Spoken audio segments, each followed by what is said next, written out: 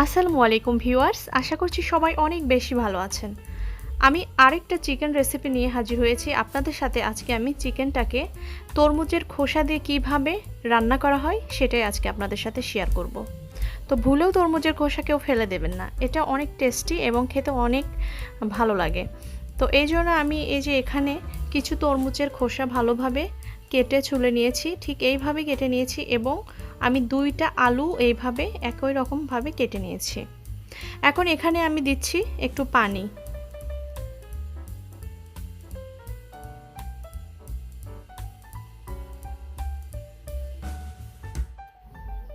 এখানে দিয়ে দিলাম আমি একটু লবণ এবং দিব একটু হলুদ গুঁড়া।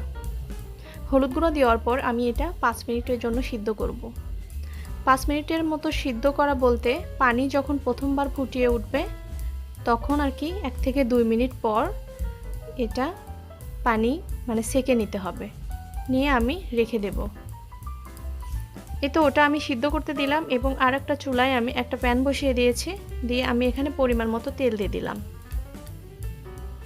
তেলটা একটু গরম হয়ে আসলে আমি এখানে দিয়ে দিচ্ছি একটু আস্ত জিরা,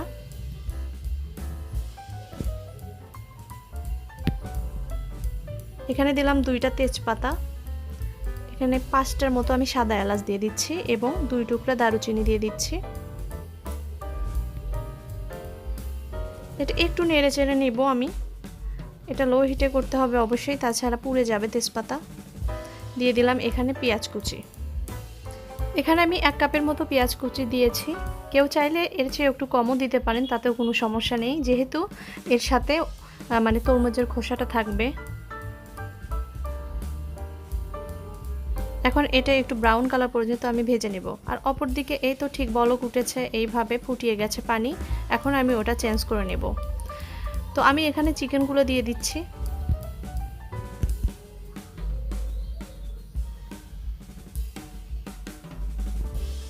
একটু তেলের সাথে এটা একটু ভেজে নেব 2 মিনিটের মতো।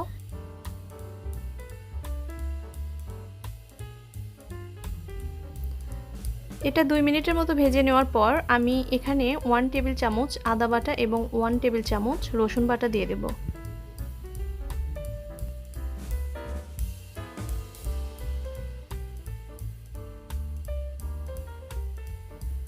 এবার দেব হলুদ গুঁড়া,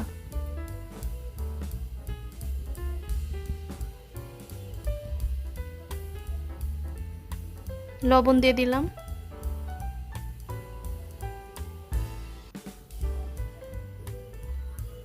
ধনিয়া গুঁড়া দিয়ে দিলাম, জিরা গুঁড়া দিয়ে দিচ্ছি,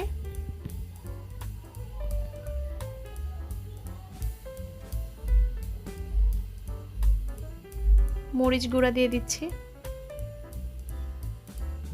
আমি 3 চামচের মতো শুকনা মরিচ গুঁড়া দিয়েছি, কেউ চাইলে এর চেয়েও বেশি দিতে পারেন, কারণ আমি পরে কাঁচা মরিচ অ্যাড করব, এই জন্য মরিচ গুঁড়াটা কম দিলাম। এখন আমি এটা ভালোভাবে একটু কষিয়ে নেব, সব মশলা দিয়ে ভালোভাবে একটু একসাথে ভালোভাবে মিশিয়ে নেব।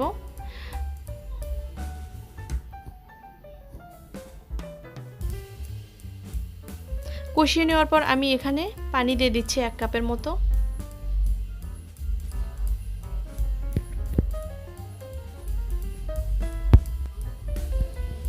এই তো পানি দেওয়ার পর আমি এটা এখন 15 মিনিটের জন্য সিদ্ধ করতে দেব।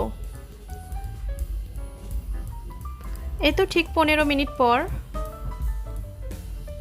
চিকেনটা এইরকম হয়েছে, সিদ্ধ হয়েছে।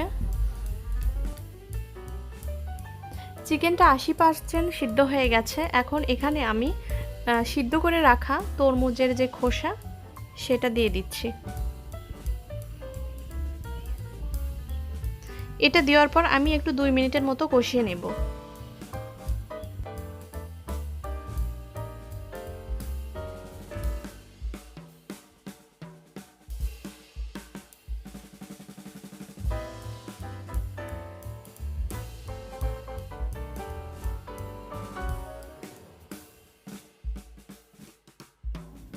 দুই মিনিট কষিয়ে নেওয়ার পর আমি এটা 5 মিনিটের জন্য একটু ঢেকে দিচ্ছি।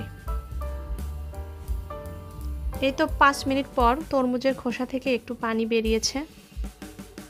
এখন আমি 2 মিনিটের জন্য আবার একটু কষিয়ে নেব। বেশি কষালে আসলে যে গন্ধটা থাকে সেটা থাকবে না।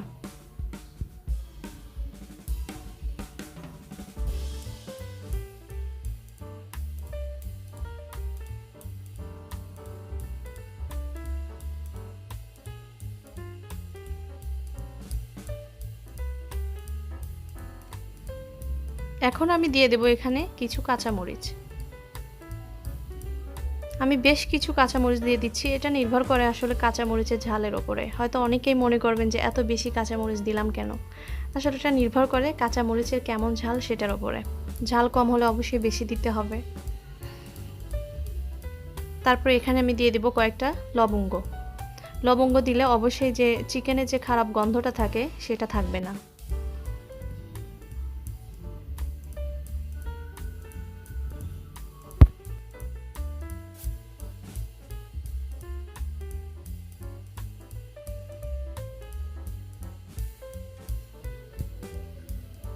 এখন আমি আবারও 2 কাপের মতো পানি দিয়ে দিচ্ছি।